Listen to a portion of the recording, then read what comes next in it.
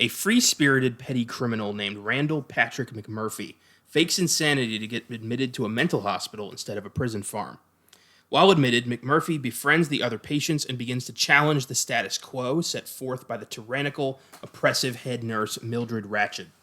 What follows is one of the most deserving films to ever dominate the Oscars, and the film that put Jack Nicholson on the map. 1975's One Flew Over the Cuckoo's Nest. I'm Connor Eyzaguirre. And I'm Austin Johnson. And you're listening to Filmgazm.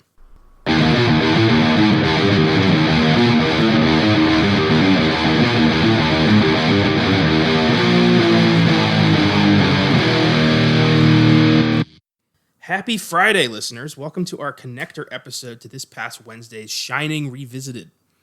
Cuckoo's Nest is a masterpiece from director Milos Forman, two-time Oscar winner for this film and 1984's Amadeus.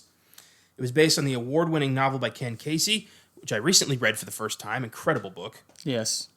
Won 5 Oscars: Best Picture, Best Actor for Jack Nicholson, Best Actress for Louise Fletcher, Best Director, and Best Adapted Screenplay. The Big Five, one of only 3 films to accomplish this. 2 of which we've covered now. Yeah. Yeah. We're going to have to do something on It Happened One Night eventually. It was also nominated for 4 more Oscars: Best Supporting Actor for Brad Dourif, Best Cinematography, Best Film Editing, and Best Original Score for Jack Nitzsche. Woo! We talked at length about Jack Nicholson's Oscar history in The Shining, but he did win his first of 3 Oscars for Cuckoo's Nest. Louise Fletcher won as well for her iconic role of Nurse Ratched. She became so typecast by this movie that she couldn't land anything else truly significant throughout her career. She's appeared in the occasional hit, but mostly just bit parts. It's actually kind of sad. Very sad. Yeah, she played such a despicable See You Next Tuesday that nobody This is it. could ever see her as anything else. Yeah, this is it. And even she's admitted, I'm a goddamn monster. Yeah. Will Sampson, who plays Chief Bromden, was a Native American actor who was cast primarily because he was the only Native American the producers could find who was of a similar size to the character.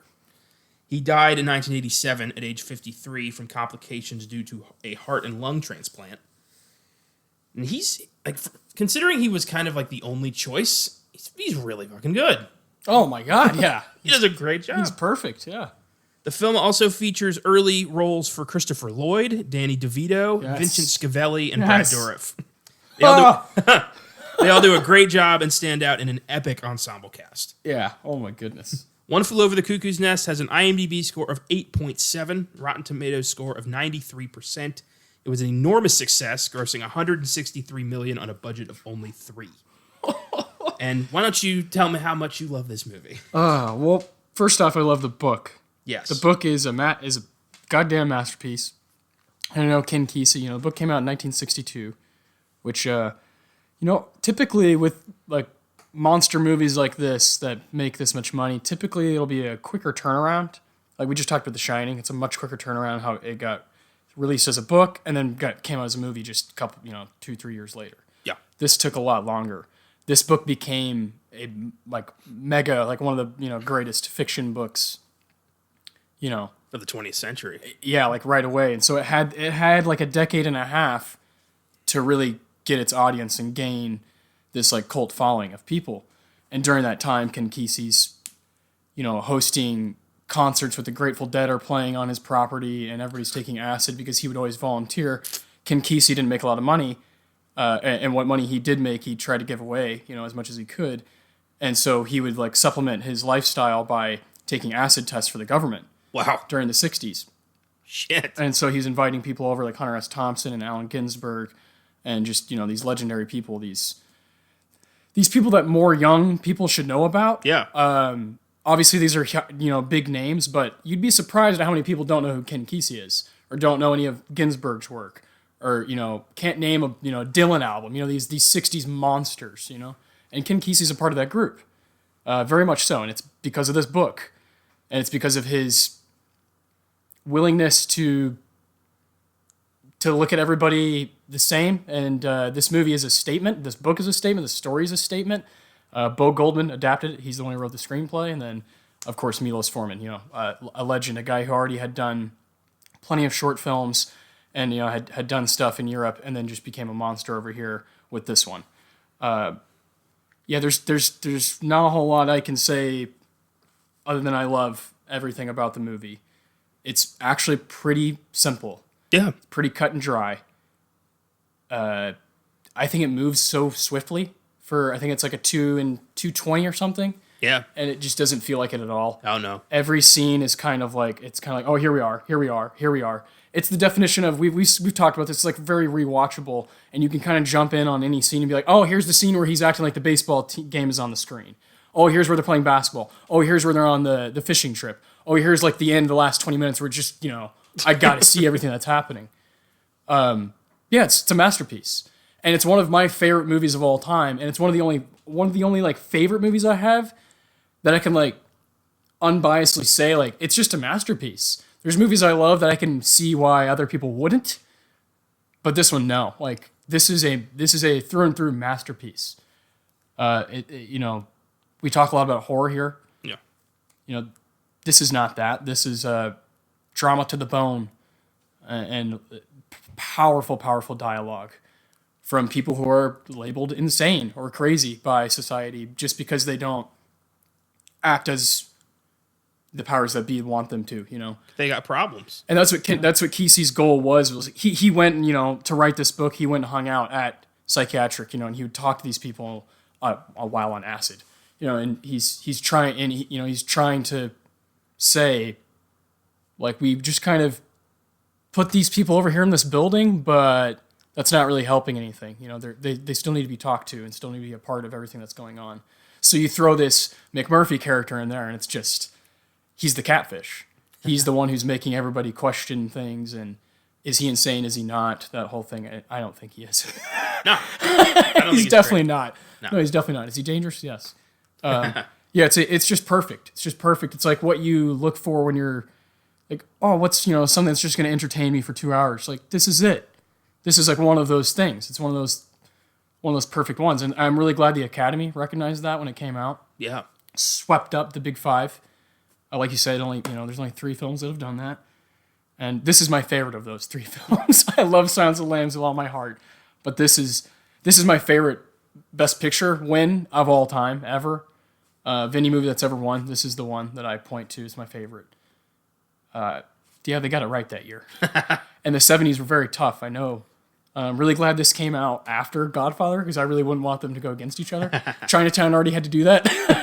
I don't want Jack to have to do that twice. This took down Jaws, though. It did. And of course, in hindsight, you're like, well, Jaws is like this, I say One Flew the Cuckoo Nest is like for everybody, but Jaws is really for everybody. It's just, it's like family fun, but it's also scary. I don't know. I don't really want to talk about Jaws. I could go on forever. No, the 70s are packed and loaded. It's my favorite decade. That one in the 90s, are my 2 favorite decades. You look at them and they're just, they've got guys coming in, becoming their own. And I would put Milos Forman in that. He started becoming his own here in the States anyway. Yeah. During the 70s. Martin Scorsese. It's a competitive time. The guy who made the Godfather movies. It's a competitive time. And One Flew Over stands out still. Almost 50 years now, 45 years to the date. It's really crazy. I adore, both hand in hand. Same thing with The Shining. Those are very different, book and movie, but I love them both, and these are very similar. Aside from the book is all narrated by Chief Bromden, and the movie obviously can't really operate that way. Yeah. Because we have to believe you need that juicy fruit scene at the end to like, oh fuck, you need that. You do. Yeah. Yeah, man. It's a masterpiece. How many times have you seen One Flew Over? This was my second time. Yeah, see that's crazy. Yeah. One Flew Over is one of the ones that I just couldn't even. It was like impossible to avoid. Even like with I know movies are like shoved down your throat.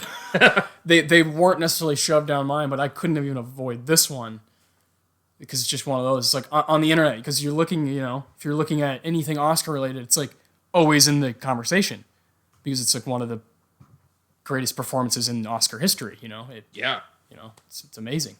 So it's been a part of it's been in our minds, of course, forever. But yeah, I can't imagine only seeing it twice. Well, I saw it for the first time like 15 years ago. Okay, yeah. And I thought it was brilliant. I didn't know anything about it. I had barely tapped into Jack Nicholson. Yeah. I'd never seen No, I had seen Amadeus, so I was a little bit familiar with I love It's Amadeus. a phenomenal movie. Yeah. So I was a little bit familiar with Milos Forman. And I just watching it, I just remember thinking, like, this is not what I expected. Because I was very hesitant to go into drama at a young age. Yeah. Oh, yeah, for sure. Because I thought, it's all probably pretty boring, so why bother? Yeah, 70s. I know, man. It was. I hate that used to be my mindset. It's kind of not like the picture's not quite what I'm. It's not HD. What the hell? You got to find your way to these things, and I gave this a chance because I think my grandpa recommended it, and I watched. Everyone's grandpa recommends. I know, right? It's weird, but yeah. And I watched it, and I remember thinking, like, this is phenomenal. This is crazy.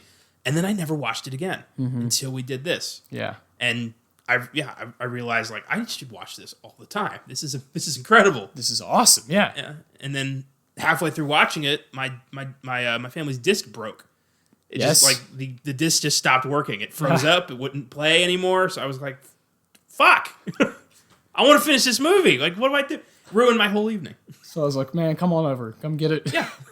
I just finished it. Thank God I have, the reserves. I've had to do the same thing. Yeah. I'm like, man. oh, shit, man. We only got a few days. I need the movie. I got you. And incredible, without a doubt. Like, an argument could be made for Jack Nicholson's greatest performance. I think so. Yeah. I don't know, though, so. because he's done so much. I know. Well, just in that, like, 5-year stint. You know, you're like, Jesus, dude. Yeah. And then, Well, those are my favorite 3. Chinatown, One Flew Over, and Shining are my favorite 3 that he's ever done. Like, performance for him. And probably my favorite 3 movies he's been in, too. Yeah. Just so happens. And I can't think of another guy off the top of my head who has, like, 3 like that I'm just, I'm blown away by. And they're all so different. Yeah. You know? Yeah. You have, Chinatown where he's just... And he dominates the screen in all these movies too. You know, he is it. If he's not there, there's no movie. You know, Yeah. that sort of thing. Very true. Carries. He does. You know who Ken Kesey wanted to play McMurphy? Who? Can you guess? We'll get 70s. What other big time 70s guy? He was really pulling for him. I want to say De Niro, No, that's a good guess though. Brando, Warren Beatty, That's a good guess. Al Pacino, No. Roy Scheider, No. Okay, I like that guess though. Gene Hackman. There you go. Yeah. Hackman, really? Hackman, yeah, you wanted Hackman to play him really bad. Huh, you know what? I can kind of see that. Me too. Oh yeah. After I think watching The French Connection, I can totally see that. Oh yeah, and there's so many like Nicholson. I mean, of course, I don't want that to change, but like I think he could have done a good job too.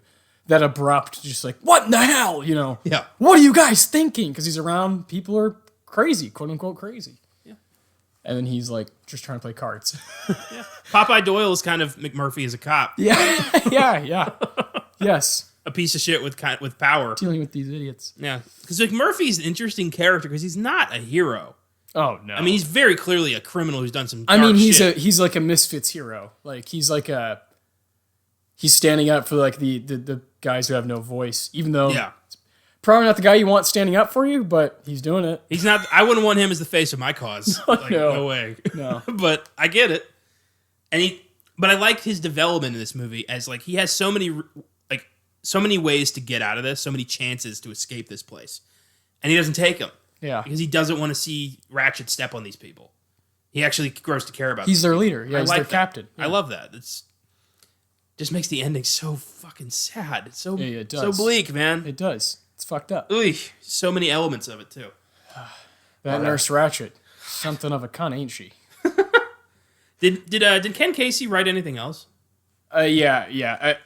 Mostly nothing like this. No other like novel like this. More like stuff about experimental things. Okay. There's one called Sometimes a Great Notion. Awesome. Incredible. And I haven't read enough by him, but he has a lot of stuff that he did during the 90s when like the internet first became a thing. He was like, I'm just going to put everything on the internet for free. You know, he's crazy. He was awesome, man. He like cared so much about the content and the craft and as much as he could. And what's the craziest, things I can do? What are people not going to do? And, of course, like Hunter S. Thompson's a part of that movement, that wave of like, let's go there while we can. While this shit's legal. Let's do it. Is Dylan the only one left from that era? Of those big guys? Yeah. I guess so. Yeah. That I can think of those like big names of like the beat dudes. Yeah. Yeah, off the top of my head, yeah. That's a damn And shame. seems like he's not going anywhere. Nah. It's like he just won. Nobel Peace Prize. Yeah. Or not Peace Prize, but Literature Prize. Yeah, And insane. still crazy. He's unbelievable. Bob Dylan will always be my favorite solo artist of all time. There's no changing that. Yeah, I love all these. This whole world is so cool to me. That 60s, 70s stuff. Yeah. Oh, for sure. Well, I guess we should dive into the plot of this thing. Yeah, man. I did want to say something. Yeah. About how wild it is that personal heroes for both of us. You more so, Christopher Lloyd. Yeah. And Danny fucking DeVito. Yeah. Like, heroes of ours. Guys who have been mainstays in things that we both just fucking love in pop culture.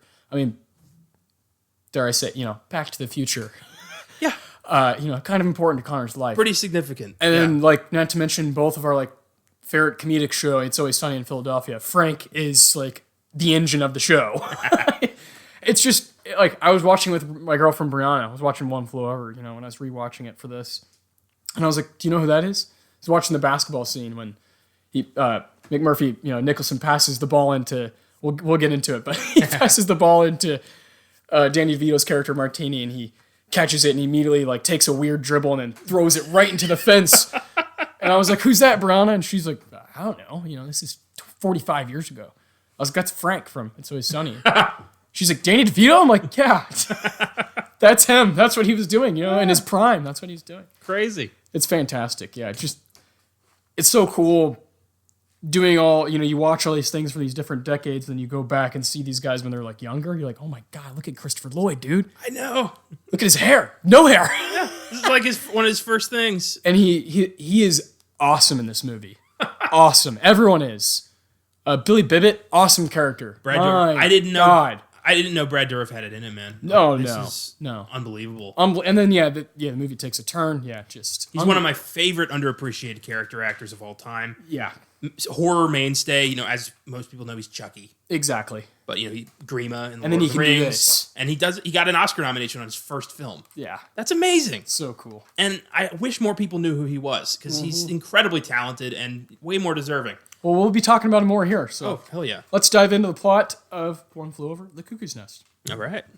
1963, Oregon. Randall Patrick McMurphy, Jack Nicholson, a criminal who has been sentenced to a fairly short prison term, decides to have himself declared insane, so he'll be transferred to a mental institution instead. Jesus Christ. Where he expects to serve the rest of his term free of prison labor and in comfort and luxury. Wow. McMurphy. I'd rather go to prison than a mental institution. Same. Those places scare the shit out of me. Yeah. And I don't like how they decide when you get to leave. That's horrifying. Yeah. Ugh. Yeah, it's not like a volunteer. Yeah, it's total. Until we're ready for you to be a part of society. It's terrifying. Ugh. This mental institution is run by who we've talked about, Louise Fletcher. She plays Nurse Ratched.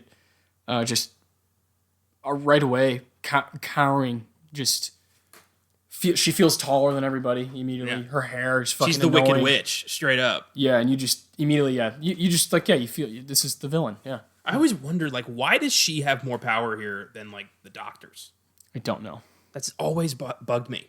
Yeah, I'm not sure. And you never really see. It's like the doctors don't really care. They don't have. They have barely any interaction with the patient. They just have that meeting. Yeah, and and then they get there too late. Yep. So Nurse Ratchet's in control. These patients, most of them, voluntary by choice, but that's not. I mean, you break a man's spirit. There's no choice. And when you get to know these characters like Martini, you just okay, sure. Yeah. That sort of thing. McMurphy becomes ensnared in a number of power games with Nurse Ratched. They immediately become. It's a cat and mouse game. Yeah. I would say actually it's more of like chicken. They're playing chicken. They're both. It's awesome. I can watch two good actors go all day. That's all I need. For a movie to move well. And this is it's two alphas going head to head. It's as good as it gets. Yeah, and, I like to point out, like a film that happened recently, like The Lighthouse. You like watching two peacocks just fucking go. Yeah. Just me and you. football's on the ground, both of us have to get it. Who's going to get there first? That sort of mentality, and yeah, to watch, her go head to head, toe to toe with Jack, is so impressive. Yeah. And yeah, it's just such a wonder that she didn't have a dominant career afterwards. Not a lot of actors can hold their own with Jack Nicholson. Oh no, He upstages pretty much everybody. And then, or we see like Shelley Duvall, who just gets like minimized. Yeah. Because he's fucking delusional. When he's that into it. And like you said, you see videos of him, and he's like, "Was that good?" Yeah. You're like, this guy, what's wrong with this guy? He's born, he's bred to do this. Oh yeah. He played Joker and had no issues. This He man, is, yeah. This man just does it. He just does it. And like a year later, he's in a movie. And he does A Few Good Men. You're like, what? Like, who are you, man? That is amazing. I didn't realize that. But yeah, He's crazy. Jack is the only actor to play Joker who didn't freak the fuck out mentally. Or like wasn't already like, oh, Joaquin, he's a little unstable. Yeah. Like, it's Jack. He's fine. He's Jack. He played McMurphy. He's played Jack Torrance. Can shut off crazy like nobody's business. Yeah, it's easy for him. That dude puts it all away. There's no one better at crazy than Jack. Yeah. Not even close. I mean, he's done it multiple times, and they're different. They're different crazies. Yeah. You could say, his role in As Good as It Gets, a whole nother brand of crazy. Oh my God, yeah. A neurotic writer with germophobia. Like, Yeah, dude. God. He's one of the best ever. Oh my God. I mean, if anyone was like, yeah, Jack Nicholson's the greatest actor ever, I have no qualms with that. That's totally fine to say. At some point in my life, I might say that. There's still movies I need to see with him. It's crazy because he's got this huge resume and the dude's still alive. His Oscar nominations alone, I've only seen like 4. Yeah, you got like half. Yeah, he's insane, man. Oh boy.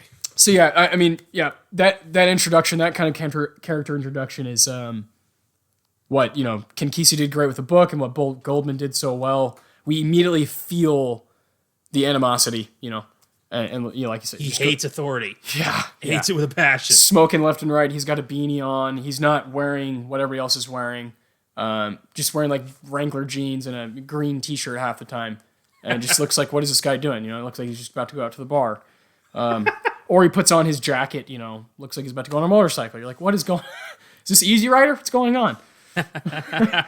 He's a legend, man. This stuff in One Flew Over, I remember the first time I saw it, and I was just, I don't want to leave. I don't want to leave this group like these, because the sessions start right away. Yeah. Where now we're in, we're seeing Danny DeVito and Christopher Lloyd in action now, and it's like, man, these guys are all in a circle. I'm sure in 1975 it didn't feel that way, but now with what those guys have all done, it's pretty magical. Yeah. Pretty magical stuff. For sure. So, all the time, however, the question is just how sane one of the players in the Word actually are, and whether they belong here. We're talking about McMurphy. Ratchet right away has questions about this man. Is he actually insane?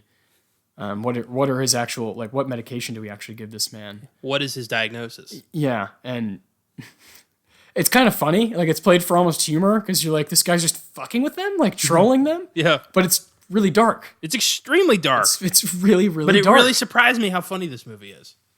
Like, off the beat, It's crazy. Hilarious. I mean, I bet a dime. For Christ's sakes, Martini. This is not a dime. It's nothing. This is a dime. Fucking cigarette. Fantastic. Throughout his stay at the hospital, McMurphy forms friendships with his fellow patients, but the bonds are deepest with 2 in particular. Billy Bibbit, a suicidal, stuttering man-child whom Ratchet has humiliated and dominated into a quivering mess. Ugh. And then, of course, Chief Bromden, a 6'5" muscular Native American who has schizophrenia and is believed to be deaf and mute. Do you think he's really schizophrenic, or they just said that to keep him there? Keep him there. They want to keep him there. Yeah, especially with the book, too. You put it, you're like, nah. I don't know. In the book, I think he's kind of schizophrenic. Look, yeah, there's definitely, actual parts in the book where you're like, oh, this guy's seeing stuff, but I still don't know. I don't know. I'm not sure. It's amazing. I'm due to read that book again. It's one of my favorites. I'm glad I read it in time for this. Yeah. I timed that really well. I had to. Recognized by the patients in the ward as deaf and unable to speak, they ignore him, but also respect him for his enormous size, Chief Bromden.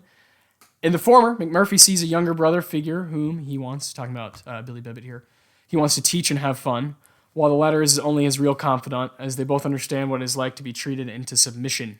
Yeah.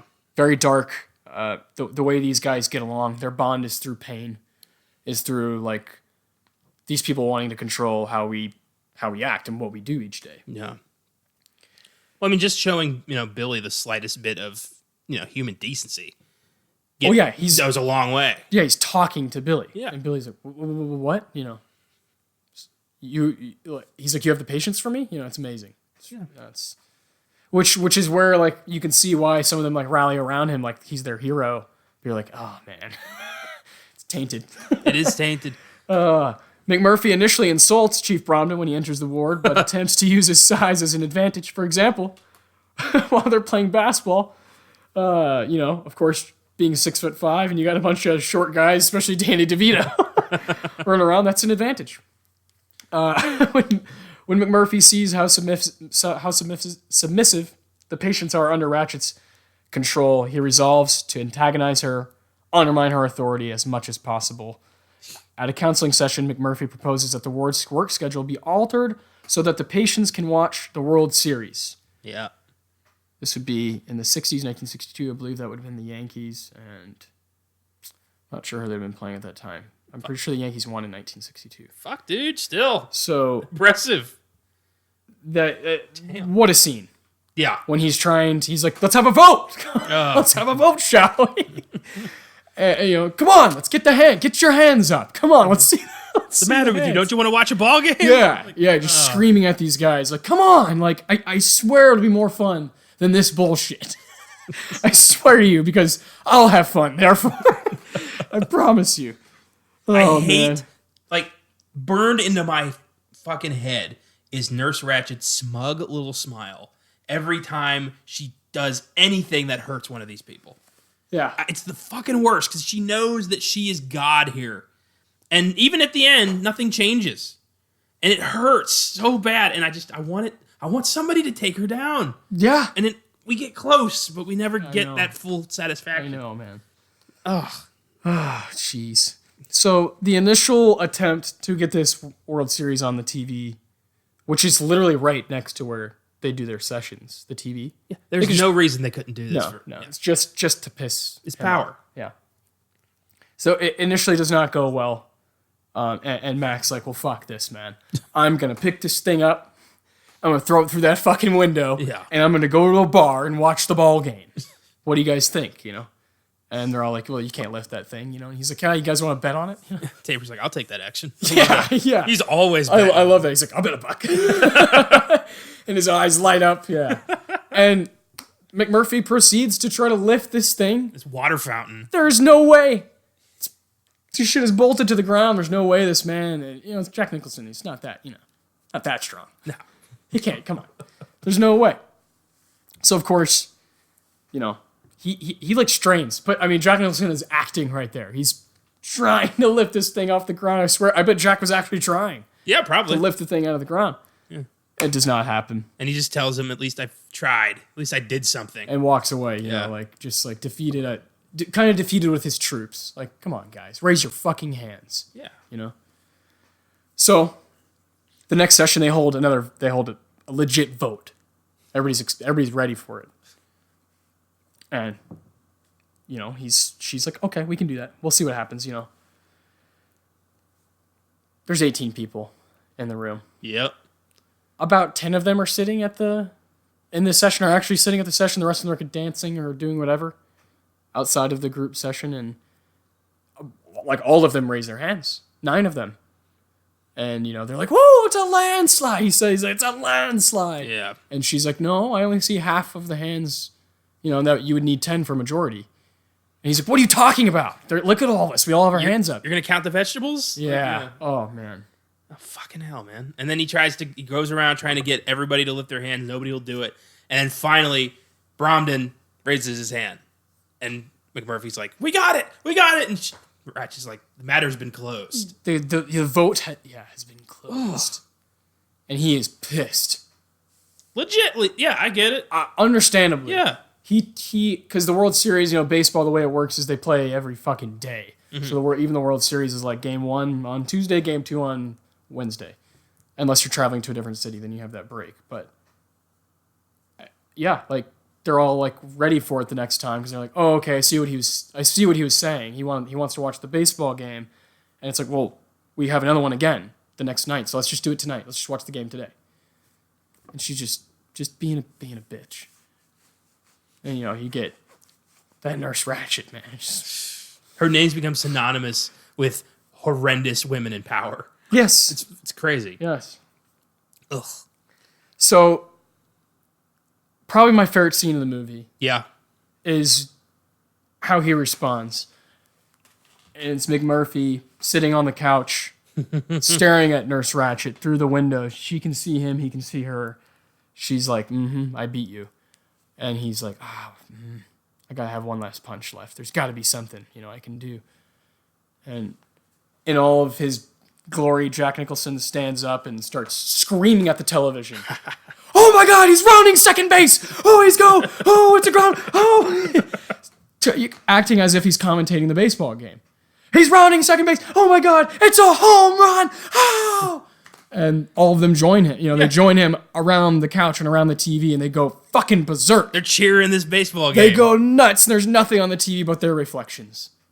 And it's like the saddest but happiest thing I've ever seen in a movie. It's the scene that won him the Oscar, without a doubt. Yeah. It's the scene that, like, when I think about him, like, with his hands up in the air and he's just screaming, about nothing. Murphy will not be defeated. No. You can't kick him down. Because he's going to kick you back. Yeah. Yeah, and she's like, man, because all these guys rally around him. They're like, at that point, he's their leader. Yeah. That he became their leader. In the book, and it kind of shows in here, he captains their basketball team, like an actual basketball team. Amazing. He's the leader now. He's their guy. He's fucking Spanky. And Bromden's alfalfa. So that's that's how it goes. Oh man. Speaking of, the next scene after that is a great scene. He leads the patients in a basketball game against the Ward's orderlies, which Scatman Crothers is also in this. We haven't mentioned that. Yeah. It's really weird that he's also in The Shining, and so him and Jack have that cool connection. They've both been in unbelievable movies together. Yeah, man. And he ends up being a pretty vital character later on. Scatman does. So Bromden proves to be an effective player as he finally puts the ball in the basket. Because he's 6'5", and McMurphy, being the one who knows what's going on the most with it, is like, man, stand right here on the block. I will throw it to you. Put your hands up. Just put it in the basket. Put the ball in the basket. And he does, and they all go nuts. They throw a parade every time they score, because it's like, this is the first time we've like made a couple passes and gotten a basket, And then Bromden walks calmly to the other basket and holds it closed and bounces the ball so out. They can't, yeah. So the other team can't score. Because he's 6'5". And they're all screaming, that's bullshit! That's bullshit! It's goaltending, motherfucker. And then he just walks back and puts another basket. Man. Bromden starts jogging happily to the other side. This is the first joy he's felt in years. McMurphy gave that to them. Ah, so great. Amazing. It's incredible. In all their glory, they celebrate as they're, relaxing in the pool. Great scene. Mac finds out from an orderly that he won't be released at the end of his prison sentence, but will remain in the hospital for as long as the board and Ratched deem necessary. Oh, he is devastated by that. He's pissed at everyone because nobody told him that. Yep. He's like, where's my team? Huh? I thought I was a leader. I should know these things. Like, what the fuck? We have another counseling session, and McMurphy, very upset at the orderly's revelation, finds out that he's been listed as a committed patient, and will only be released when Ratched permits it. A highly unlikely scenario, of course. Yep, it's going to be there for fucking ever. McMurphy also discovers that many of the patients in the ward are there voluntarily. They can leave anytime they wish, but due to Ratchet's dominance, they're afraid to take the chance. McMurphy seems particularly upset that a young man like Billy remains in the ward voluntarily when he could be free and maybe enjoying his youth. He's afraid of his mother, who's friends with Ratched and also works there. Devastating. So sad. The session, of course, quickly erupts in violence, however. And the subjects of Ratchet's cigarette rationing is addressed by an upset patient named Charles Cheswick. Chesy. Oh, yeah. One of the coolest characters in the movie. I ain't no little kid! Yeah, just... Yeah, Ugh. he like makes me cry. I think he should have been up for best supporting. Like all he of was them, fantastic. man. They were all great. Christopher Lloyd is so good. Yeah, they all are. Danny DeVito is really good, man. Bromden, Samson's good. It's crazy. Yeah. This is one of those where the whole cast just brought it. It couldn't have worked. It wouldn't have worked without that. Nah, man. I could see the supporting actor being literally just them.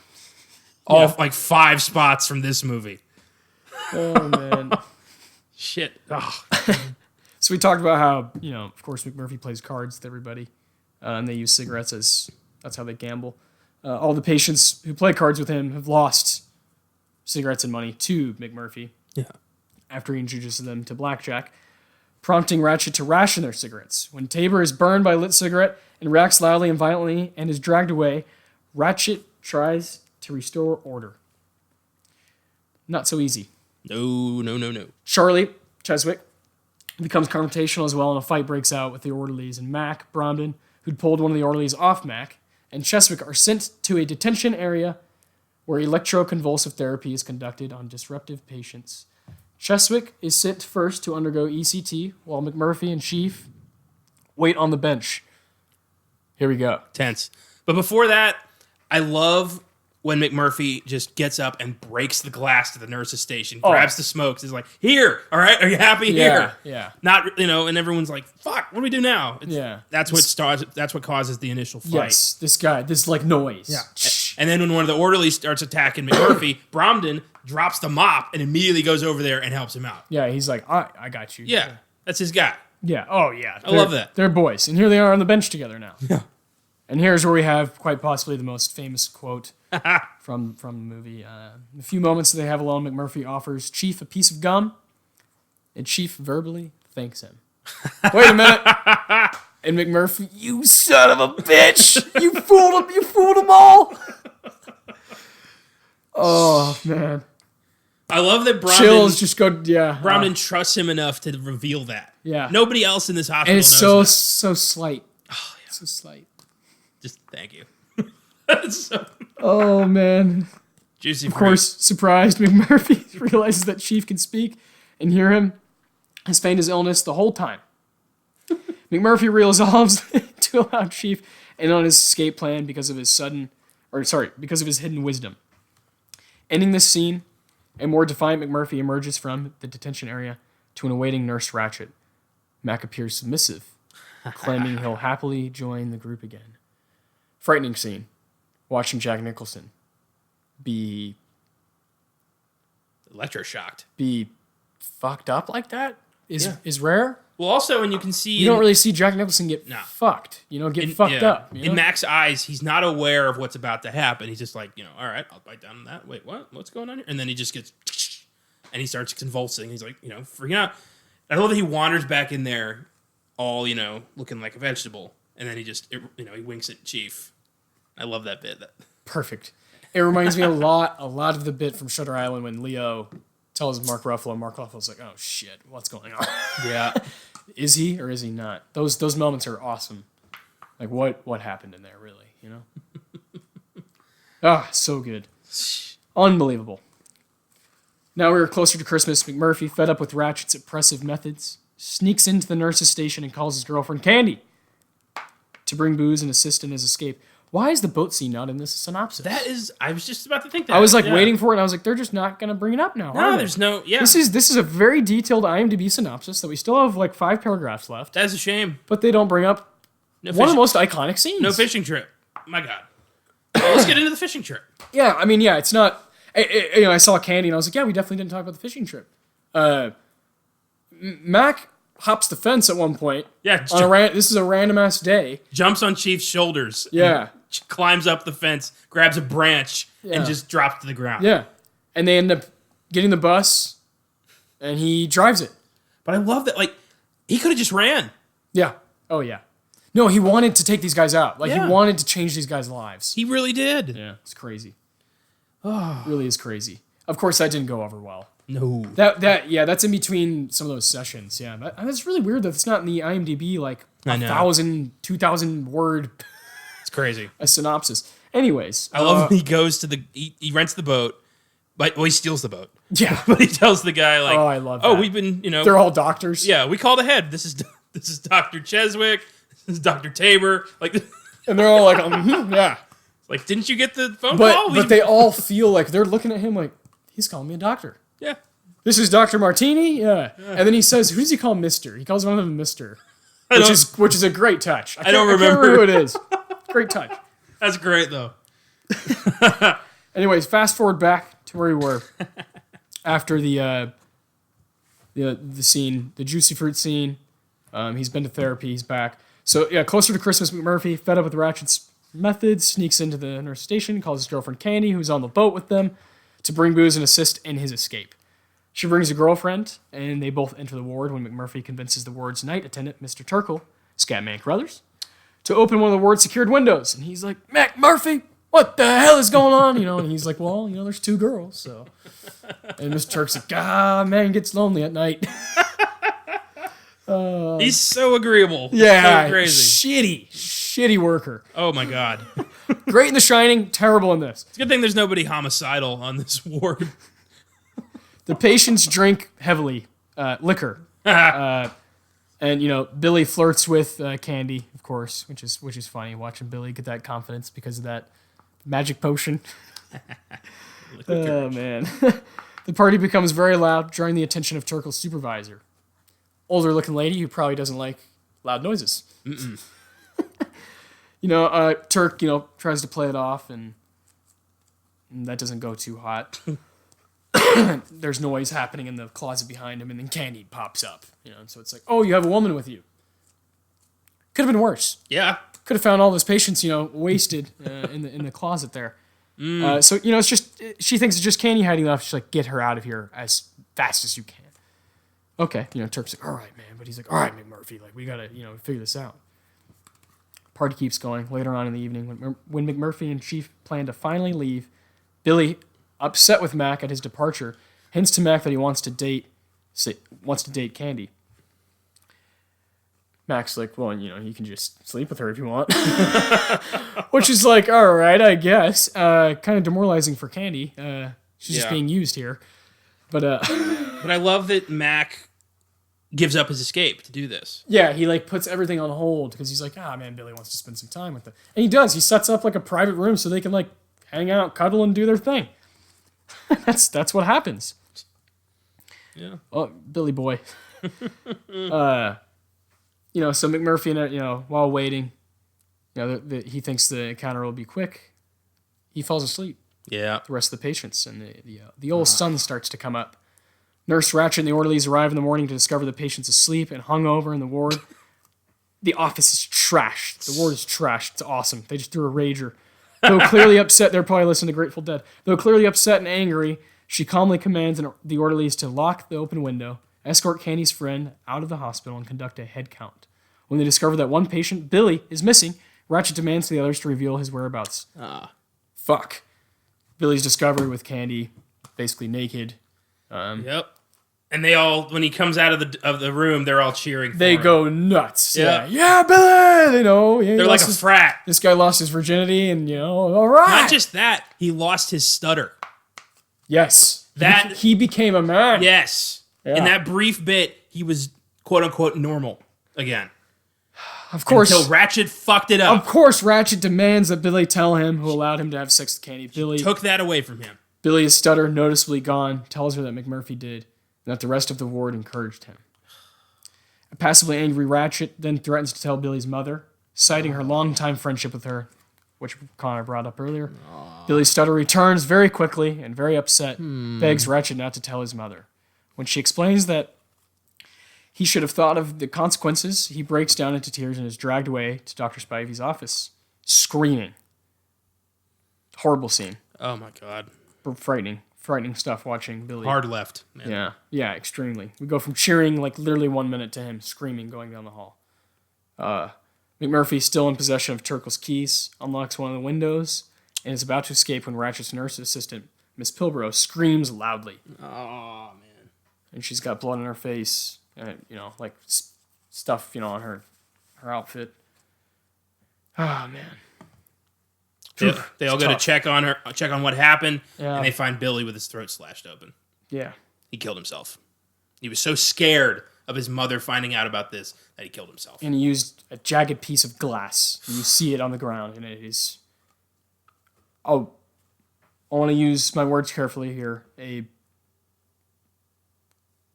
darkly, I'll just use two adjectives. Darkly and gorgeously shot scene that you feel like that's just a bit of direction from Milos. Yeah.